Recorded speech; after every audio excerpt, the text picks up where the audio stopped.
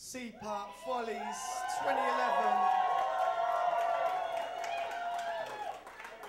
Are you excited? No. I'm talking about when you first arrived and you found out all the classes were marked on a curve and that you couldn't fail even if you tried. Are you excited? That's better. That's better. Excited and already slightly drunk, which is perfect. A perfect combination. Drunk and excited, unless, of course, you're trying to make sweet love, famously. When, certainly in my experience, it hasn't always gone to plan. That's my only sexual reference this evening. And sex is actually number one on my list of things I'm not doing comedy about tonight that people at SEPA love. All right? Number two on my list of things I'm not doing comedy about tonight that people at SEPA love, genocide. I've tried to make it funny. I lost a lot of friends. So we'll do it again. Number three on my list of things I'm not doing comedy about tonight that people at SEPA love, econometrics. And that is not because econometrics may not potentially be hilarious. But after 2 years here, I still have no idea what it is. Absolutely no idea, so I can't do that. Listen, we're all very excited that you're here. Thank you all for coming. It's fantastic. We've got an array of wonderful deans, I think, around. Is that right? We've got some deans here? Yeah, that's right. They're out in their regalia tonight. I feel like I should bow, but I've got a bow back. And I pay their wages, so I'm not gonna, sorry. I would, but I can't, I'm sorry. There's been a lot of changes. Dean Simmons left us. I want to get some Dean Simmons love, please. Can I do that? Thank you. Dean Cassandra Simmons, or as I refer to her, the thinking man's Rihanna. Do you know what I mean? You know that, innit? Yeah. She was amazing because you felt very drawn to her. She gave off an incredible warmth, but you were also absolutely terrified of her at the same time. It was quite weird. She was very powerful, right? And everybody wanted to impress her, didn't they? So she had the power to change conversations. On the 6th floor, you'd see people on the telephone talking about their hangovers or their haircuts. And then Dean Simmons would walk past. And everything would change. They'd be like, no, I can't be on the board of that important NGO while I'm at school. I'm working too hard.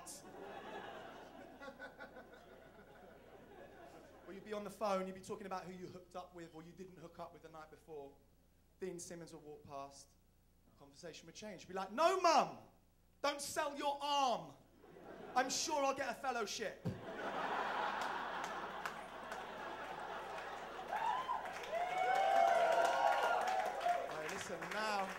And now we've got Dean Eggers. Dean Eggers arrived with his surveys. It's unbelievable. Very excited. Troy Eggers is a perfect name for a dean. It's a perfect name for a dean. The dean would be called Troy Eggers if Roald Dahl ever wrote a sequel to Matilda, where she went to public policy school.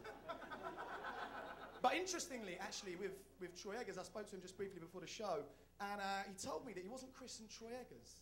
He was actually born Crandall Merriweather.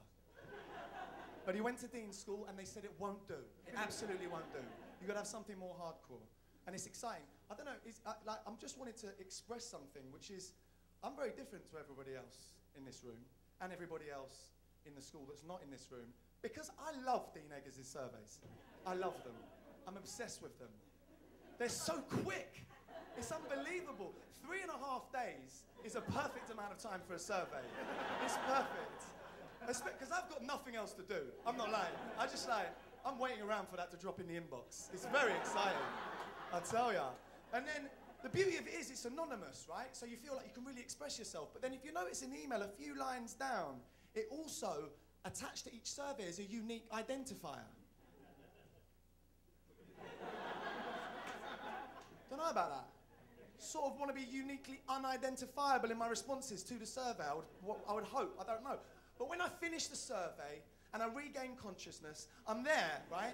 And I'm feeling like very accounted for. Do you know what I mean? I feel like a real sense of engagement and enjoyment and participation, and I feel like a customer, right? And that's important. You've got to feel like a customer, because I genuinely have always thought of SEPA as a large international affairs and policy Costco. That's exactly how I imagine it. Although Costco's got much better elevators, and IKEA has definitely got better food, but they're both huge shops that are related to SEPA. To be honest, I feel like being a customer is very important, but the one thing that's slightly different for us, I feel like if you're a customer and you have a palpably bad class, like an awful class, right, shouldn't you be able to get a refund? It's an idea, it's just an idea. I don't want to start any trouble. But actually, I spoke to Dean Eggers before, and he agreed with me. So he's actually brought along a suitcase of cash tonight. So if any of you have got any issues with any of the classes you have here at SEPA, please go up to him after the show. He'd be more than willing to just give you a cash refund right there on the spot, which is wonderful. Thank you very much. I appreciate it. But listen. It's our fault, right? These awful classes. It's our fault because we're there at the back, tapping away, sending emails, bitchy emails about professors and the deans and all that. And I used to think that sending bitchy emails about people in figures of authority was a waste of time. But then WikiLeaks happened. Do you know what I mean? And it turns out that sending bitchy emails about figures of authority is actually an integral part of your high-level training for international diplomacy. So it's absolutely perfect. I'm putting it on my resume. I'm not even lying to you. I definitely want it to happen. Hey. WikiLeaks, right? Let me just quickly tell you this. WikiLeaks was like one big global reply-all catastrophe. Do you know what I mean? You felt that empty horror before when you look at the screen and it's gone to your mum or the dean or whoever it's gone to. And I genuinely think a very similar thing happened in diplomatic houses across the world when WikiLeaks broke. And I think the conversation that occurred probably happened the same everywhere. And it started with a very simple statement by the diplomat in question. Oh, fuck. Oh, God. Oh, shit. Spouse comes in, hearing the commotion, stroking something. I don't know. What's the matter? Oh, God, no, the cables. They've got all the cables. Oh, don't worry. I'm sure it didn't go to that many people. No, not that many. Just the internet. Well, I'm sure you didn't say anything that bad. No, not really. Although, I did say their director of intelligence after dinner looks like a surprisingly hairy baby. He does look like a surprisingly hairy baby. It's not the point. That's not the point. Should never have gone to SEPA.